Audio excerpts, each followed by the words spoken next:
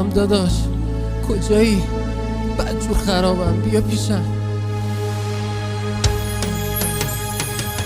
مرتضی جعفرزاده، تنظیم مهدی حیدرزاده.